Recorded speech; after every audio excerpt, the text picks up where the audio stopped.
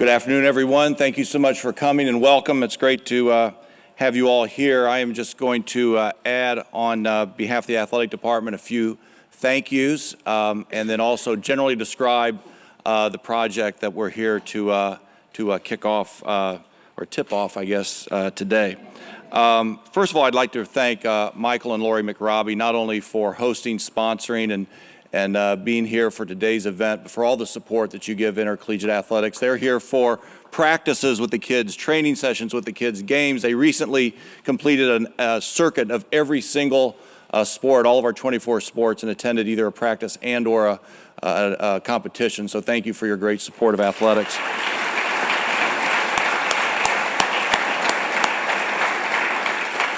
I'd like to add my thanks to the Board of Trustees. We literally would not be here had they not approved this project, and we appreciate that very much. And Jim Morris and Mary Ellen Bishop and Phil Eskew have been great supporters of athletics on the board and otherwise, and we really appreciate that. Of course, Cindy, Simon Skjodt, Paul, Ian, Eric, and I think Samantha may be otherwise engaged today. But thanks to the entire family for this gift, but also your great support of IU athletics in so many different ways. It's much appreciated.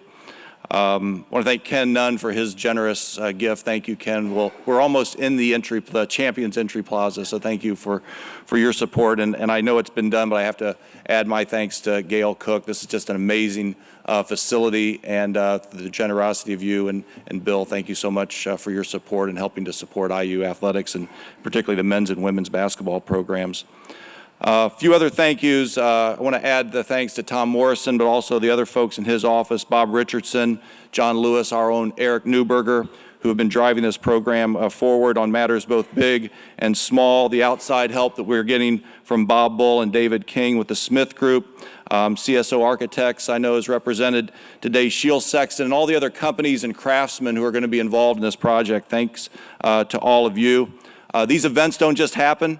We kind of show up and enjoy, but I'd like to thank Doug Boer, Carl Zacher, Mary Jo Philauer, and Betsy Trotsky for all the work in putting together this great event. Also, my colleagues on campus. There's so many issues that happen with making sure the IT is just right and the financing goes right and the legal documents get done. So I'd like to thank Dan Smith, Mary Frances McCourt, Jackie Simmons, Brad Wheeler, and Kurt Zorn for being here today and taking time to celebrate this with us.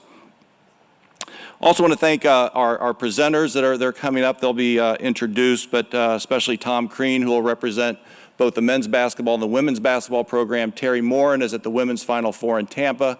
Otherwise, she would be here, and it's particularly appropriate that Tom is here because he was here for both the Simon Skjodt gift and the Nunn gift, and so we were glad he was here for those and glad that he is here today as well. But all of our coaches, not only the ones who will participate in Assembly Hall, but throughout the department, all of our student athletes, including Tyra and Robert, excited to have you guys here today, our department staff, and finally, and most importantly, our fans, because it is the fans of Indiana University basketball that have made Assembly Hall a very special place for the last 44 years, and I think they'll be very pleased when they're able to enter the new Simon Skjodt Assembly Hall here in just a few short months. As Michael mentioned, this project is really all about preserving the greatest home court advantage in college basketball, and we're going to do that in a number of ways, starting primarily with enhancing the fan experience. We're going to do that by cleaning up and renovating all the bathrooms and adding a number of bathrooms to make that a better amenity for our fans, expanding the concession stands to make that a better experience. All the seats will be refurbished, not the bleachers, but all the seat back seats, and all those will be all redone. A brand new Jumbotron to make the fan experience great throughout the arena, but I think frankly, particularly in the balcony, it'll be a great addition to the fan experience for those folks there, and I spent quite a bit of time in the balcony myself in the day.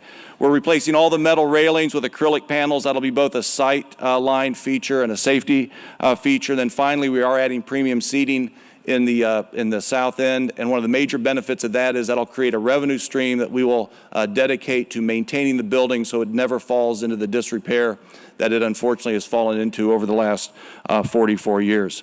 We're also going to improve fan accessibility. Escalators in both the north and south lobbies. We've retained a consultant and have made major steps forward in making it more accessible to people with disabilities. So that'll be a major plus in the new building. We're going to enhance the look, and maybe the most dramatic feature of the new building will be a dramatic new entryway and atrium, what I like to call the front door, a new front door facing campus, inviting people into the Carnegie Hall of college basketball. And the new entry plaza, it'll be the Champions Plaza, named after Ken Nunn. In addition, look-wise, there'll be branding throughout the Assembly Hall on all levels so that all our fans can enjoy tributes to the great tradition and accomplishments that accompany Indiana University basketball. And then finally, we're going to rebuild the infrastructure, not just because Tom Morrison makes me do that kind of boring stuff, but because it's the right thing to do to ensure that this is a great venue for another 44 years. So the mechanical, electrical, plumbing, HVAC, alarm systems,